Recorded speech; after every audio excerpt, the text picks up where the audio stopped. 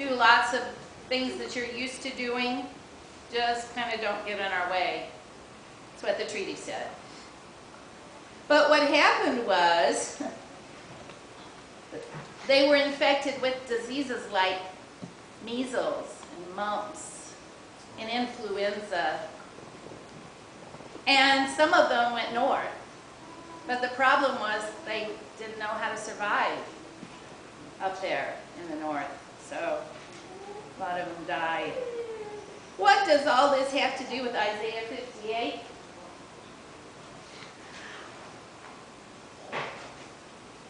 All we have to do is go right here. We're given a promise that if we help the poor, if we help those that need help, then the Lord is going to guide us continually. I would like to be guided continually by God. God would satisfy the needs in a parched place. Like a spring of water, it says. Your ancient warriors shall be rebuilt, and you should raise up the foundations of many generations.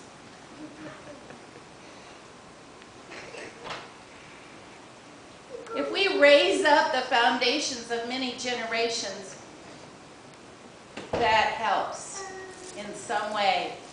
Not the people that we're helping. It helps us. It helps the people who have put so much on a people that they couldn't stand. A culture that pressed them down until they were flat on the earth. To raise them up helps us. Helps all of us. It's amazing what we can find out. I made the title, Make Us a Great and Mighty Work. Can you remember some of the works that were in the scripture? What were some of them? Just name some of them. Loose the bonds. Loose the bonds. Clothe Yeah. the naked. Clothe the naked. Cover the naked. Yeah. Share bread. Yes. Share your bread. Feed the poor. What are some other things? Remember? Clothe the naked. Clothe the naked, yeah. Let me go back because I think we're missing one. Restoring what has been destroyed. Right, restoring what has been destroyed. We bring the homeless poor to our house. And we do not hide ourselves from our kin.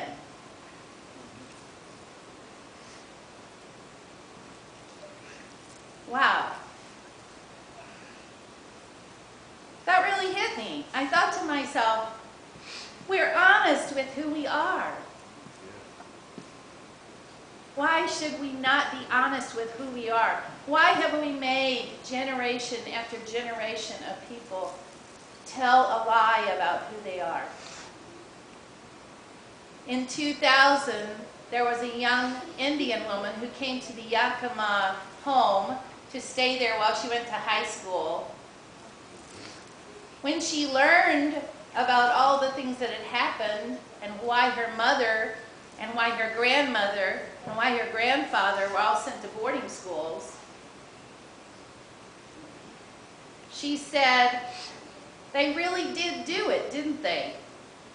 David Bell said, what are you talking about? They who? Did what? She said, they killed the Indian. She didn't know how to be a Native person. She didn't know how to act. She only knew how to keep from acting like a Native person. Lightening her hair, lightening her skin maybe, staying out of the sun. Those are the things my mother taught me to do. I keep thinking, why? I'll show you a picture one of these days of her when she was 8 years old. Maybe you'll know why then she was so concerned about being out in the sun and letting their skin get dark. Anyway. So it was interesting for me to be at that time, the winter talk, where we talked about truth and we talked about how we as a culture, which includes many who colluded, you know, not just one kind of person, but the many who colluded, and even those who were forced to be something else that they were not, you know, helped in the whole management of a disaster, genocide. And I wasn't aware of a lot of what I heard because I didn't know that the Yakima mission had been defunded because they ministered just to Native people. Did you?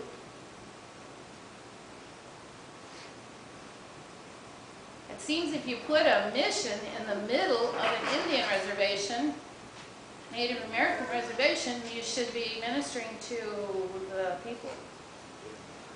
Sole purpose of Sole purpose. But apparently, that's not the case because they lost the funding for all the things that they were doing to help Native people. So I was more than upset. I guess I was angry. I guess I was confused. I guess there were lots of things that I felt. Helpless was the main one. So we're in this conversation for a long time. If you want to be able to just see how what happened, I mean, you know, a little blurb. This is the letter that we received from the organizers of the meeting when we got there. It was in our packet. So there's about 15 copies here. If you want to take one of those and read about what we were doing in a concise, easy way to read, you can take one of those. What I pray for is that we can learn to be one. Sounds easy. I'm friends with everybody. I get along with everybody. I don't have a problem. Until that one decides to be who they really are, then maybe there's a problem, you know? It's not their problem, you know, if you don't want to be around them when they're being who they really are. But it's hard. There's big issues. There's all kinds of things involved. It's complicated. There's money at stake. You know? There's land at stake. Those 19 churches in Oklahoma that sat on land that was bought by an agent of the disciples on purpose so that they could build a church on that piece.